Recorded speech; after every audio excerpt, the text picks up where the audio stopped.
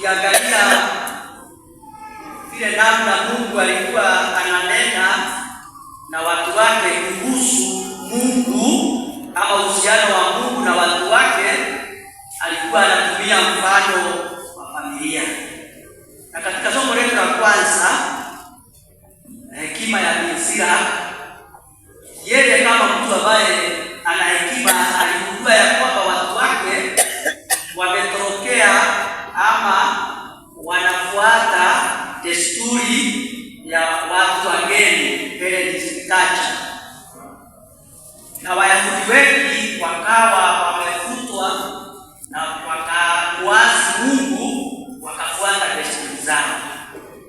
Naye Binsira kutumia kwa mfano wa mtoto na wazazi wake, akanena kuhusu ile nguvu aliyo nayo mzazi juu ya mtoto wake. Na ndio sababu Binsira akaandika kuhusu bibi na bwana ama watoto, wazazi kwa watoto, aliandika kuhusu watoto kwa wazazi, kwa sababu analeta wazazi kuwa ni Mungu na watoto kuwa ni wana wa Israeli.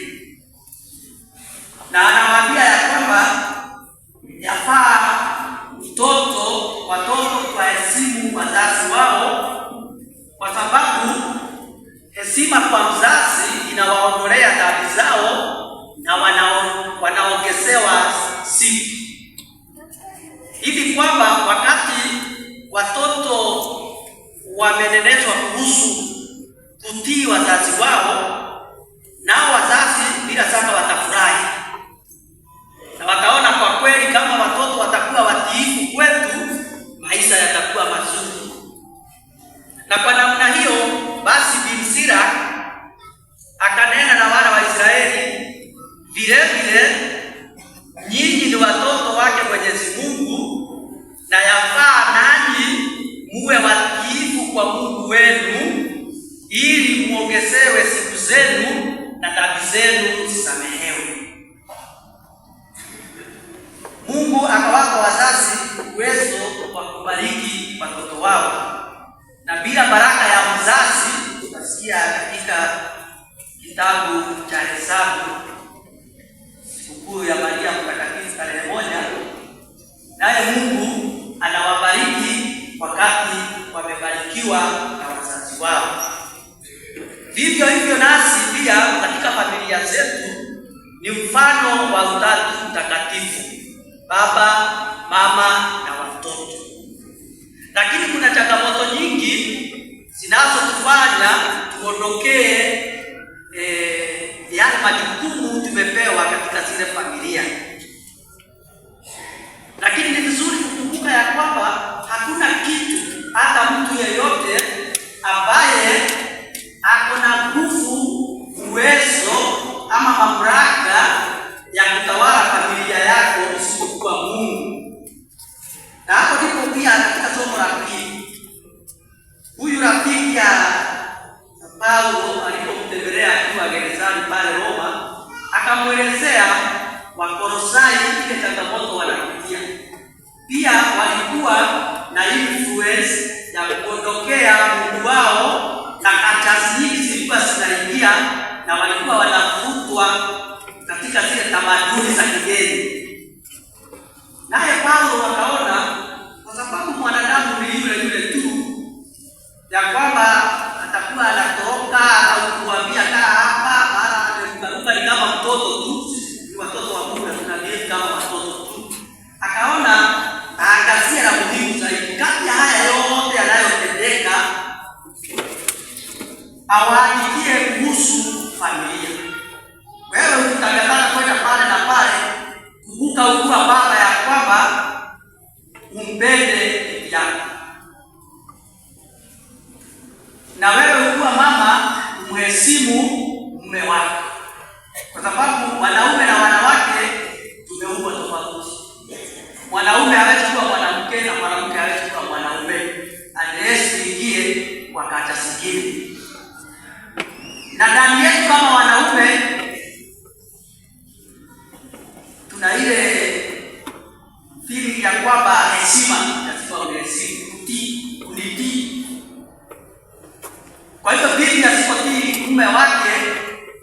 ampikie chakula cha ladha ya aina gani, huyo mume bado hajaridhika mpaka kumtii. Kwa hivyo Bwana anahitaji kupokea heshima na kumtii. Naye mwanamke ukimnunulia vitu vyote vile unafikiria na umjengee yale majengo yote unataka kumjengea, hawezi akaridhika bila kupendwa. Wakati mmoja nilikuwa parokiani na nikapokea couples na shida ilikuwa ni mingi. Anasema bwana yake hampendi. Bwana anasema yale nimemfanyia nampeleka tu nini, lakini bibi anasema hata akifanyia hayo yote haniambii. Nataka kusikia alikuwa ananiambia mara kwa mara na kupenda. Wale kuambiwa. Kwa hivyo nahitaji kusikia ya kwamba anapendwa. Na watoto tukasikia ya kwamba ni lazima watii wazazi. Nani ndio amri ile ya kipekee ambayo inaongeza maisha yetu. Na sisi wote tuko na wazazi, lakini sio wote tuko na watoto. Kweli kama ni uongo? Kwa hivyo ni lazima tutii wazazi. Kama wanatupea vizuri, kama wanatupea chakula ama hawatupei, ni lazima tuwatii. Na hatuwezi kubarikiwa bila baraka ya wazazi. Mara nyingi tunatangatanga tukienda kutafuta watu wa kutubariki huku na huku, makanisa huku na kule. Lakini nikiwauliza Wakristo, kati ya kanisa na familia, ni gani Mungu aliinua zaidi? Kanisa ni familia ama ni kanisa? Sisi wote tunatafuta amani. Ukitafuta amani utaipata wapi? Kanisani ama nyumbani? Utaipata wapi? Lakini wengi wetu tumedharau familia kwa sababu ya kanisa. Naona katika familia baba anaenda kivyake, mama anaenda kivyake, watoto wamebaki hapo katikati, sote tumeenda kuimba haleluya.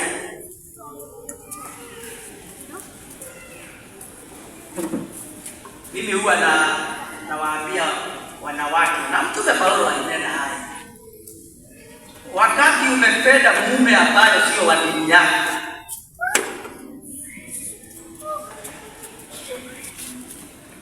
kama yeye ni wa dini ya Kikristo, sababu gani usiabudu na yeye kwa kanisa yake ndani ya Kikristo? Sababu gani umpende lakini dini yake hauipendi? Hao ni maoni yangu. Kama ulipenda mtu ako na kilemba, si ulipenda na kilemba yake? Si uende kwa kilemba yake? Sio. Badala ya kuwa mko katika familia, lakini kuna mvutano wa kidini.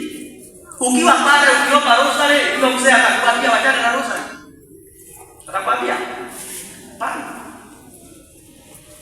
Na kama unasikia unataka kuwa Mkatoliki sana, basi wachana na mtu wa dini nyingine, olewa na Mkatoliki ama uwe sisa. Wala si hivyo, utii familia, utii huyo aliyekuoa.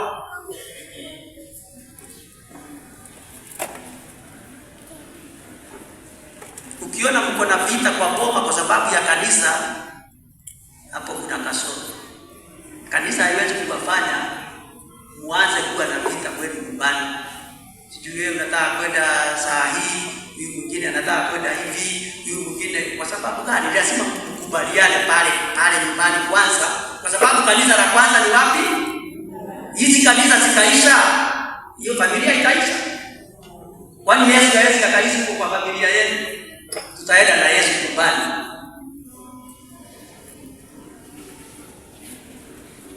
Lakini familia ikiisha, kwani kuna kanisa? Hakuna. Jambo lingine ni kwamba kuna changamoto na Francis alikuwa anasema sana, hakuna perfect family. Family ziko na mazida mingi. And I think, the kinds ya ile innocent kuhusu familia, family na changamoto zake, domestic violence, ulevi, addictions, and all that. Na hayo mambo yote hata familia takatifu ya Yesu, Mariamu na Yusufu walipata. Wakati walipokuwa pale, Herode anataka kuwa mtoto, lazima watokee Misri na wanaenda safari ndefu.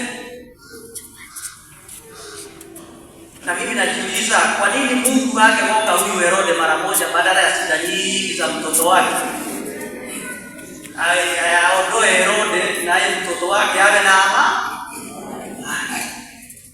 Mara nyingi tunafikiria kwamba kazi ya Mungu ni kueliminate na kuondoa maadui zetu. Wewe ni kafiri. Na mara nyingi tunaomba ya kwamba maadui zetu wafanye nini?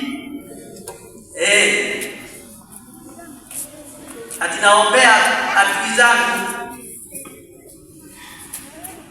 aishi maisha marefu, ili unapobarikiwa afanye nini? Unajua huyo wimbo? Hiyo ni mafikira ya mkafiri. Kwa sababu wewe ungependa kuona adui yako akifanya nini? Lakini mafikira na roho ya Mkristo ni kama ile roho ya Kristo, ya kwamba Mungu asili yake. Najua kuna sala tunasoma wakati wa masisi ya Wakristo, sala ya mwanzo, misa ya wafu, ya kwamba asili yako ni kuhurumia na kusamehe. Asili ya Mungu si kuadhibu, ni kuhurumia na kusamehe. Kwa hiyo sala ya Mkristo ni kwamba huyu adui yangu na yale yote amenifanyia, Mungu umsamehe na umbadilishe. Sio ya kwamba ati Mungu atakuonyesha chembe makuni, atajua ya kwamba mimi naomba Mungu aliye hai na Mungu akubali mbali. Hiyo ni mafikira ya kikafiri. Sasa Yesu, Yosefu na Mariamu walienda pia kulingana na kile malaika anasema, kama ni kwenda Misri mpaka Mungu atakaposema. Na Mungu aliposema warudi, wakaambiwa kimeumana tena, mtoto wake ndiye amechukua usukani.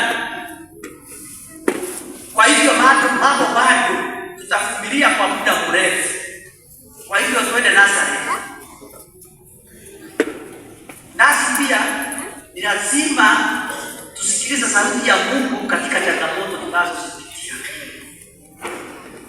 Na moja ya hizi changamoto ni shida za mihadarati kwa watoto wetu, shida za mlevi.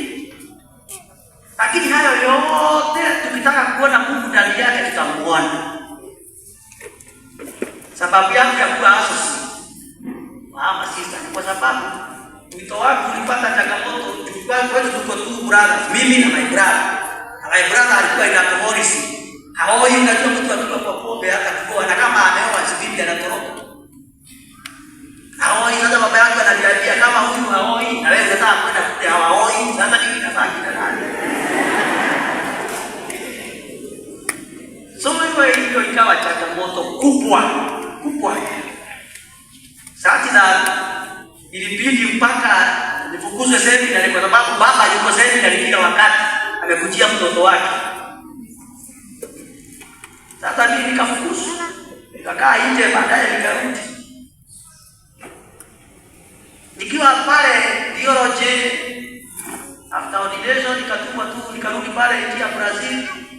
Lakini shida yangu ile ilikuwa kubwa, ilikuwa shida yangu na brother yangu. Nikipigiwa simu na akiwa brother yako amepotea, ni mwalimu wa secondary, hakuna mtu anajua ako wapi, ni wiki mzima. Kumbe anapatikana kule Sirati za Nairobi, pale section 4 Isili, wanakunywa hilo pombe ya kienyeji na chokora, na ni mwalimu wa secondary.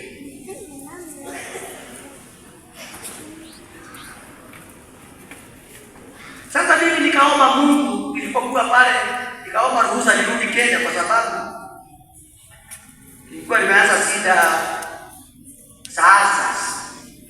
Lakini nikaapa, wewe Mungu unisaidie brother yangu nimpeleke rehab Brazil. Na akienda Brazil akiacha pombe, unisaidie hii rehab iko Brazil ije Kenya.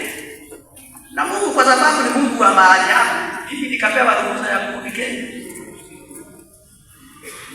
Nirudi Kenya 2015 January. Kumbe mwezi wa 10 wa 2014 naye Mungu amefanya maajabu yake. Wakati brother yangu ametuliwa barua ya kwenda rehab Brazil, yeye anatuambia alisoma hiyo barua namna hii. Alipomaliza kuisoma akasikia something, I don't know what is this something. Na kutoka hiyo siku kuna kitu kinaitwa craving. Mtu wa kohori hata akiacha pombe craving remain. Unasikia na kitu kinakuja mbele. Hiyo craving inaisha. Na mimi sijui. Kafika hapa, kaendelea. Sister ananiambia brother yako amemaliza mwezi bila kutoroka. Hii ni maajabu. Ya pili ya tatu hadi ameacha pombe.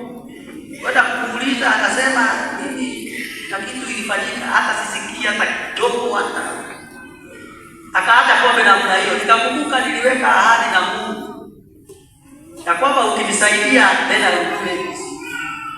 So nikiwa hapa Kenya tayari nikaandikia wale wako kule Brazil, nikawaambia sasa mje hapa Kenya tuanze. Ile ni hapo brother alikuwa aende huko kwenu. Muileta wapi? Yeye akakuja huko. Nyinyi mje wapi? Sasa ikachoka ama kitu ambayo haiwezekani. Wakafanya some days when I was in children's home in Nairobi, Kahawa West, familia ya Fariji. Wakaja, tukatembea, tukaona haiwezekani. Nikawaambia tutajaribu tena. Nikaenda nikatembelea askofu wa by then was Bishop Kariuki.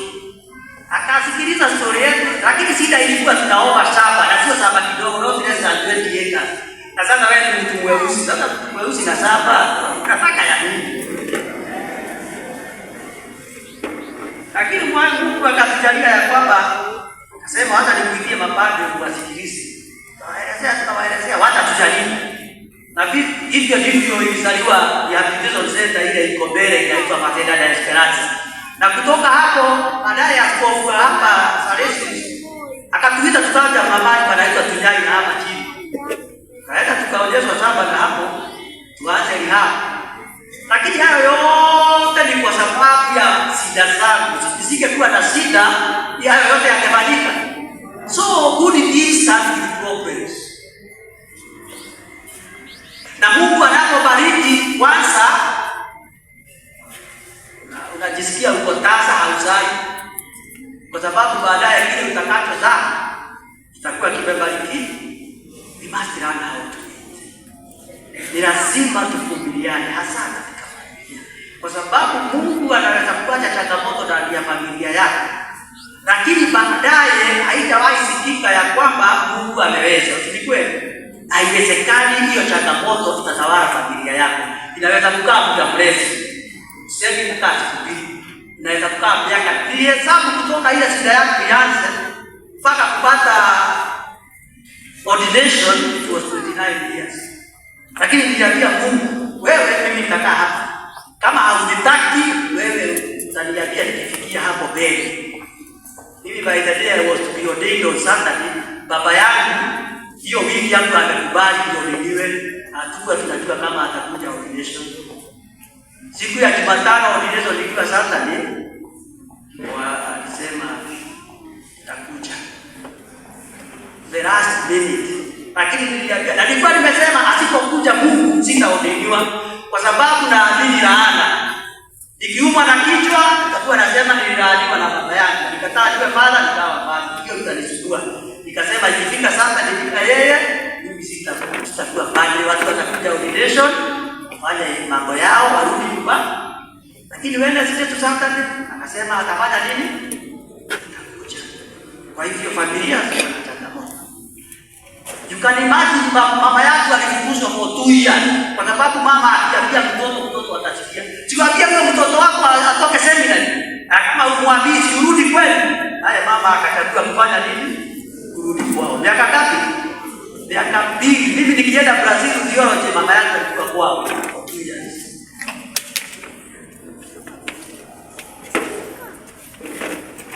Kwa hivyo Wakristo wapenzi, familia tutoki harifa hata kukimbilia. Tunasema kwa Noeli onange kaikara weterere todone yango kanaka hata akikaa tumbo oje. Basi nataka kumalizia samoni yangu kwa fasi moja ya kale kawimbo ka pale.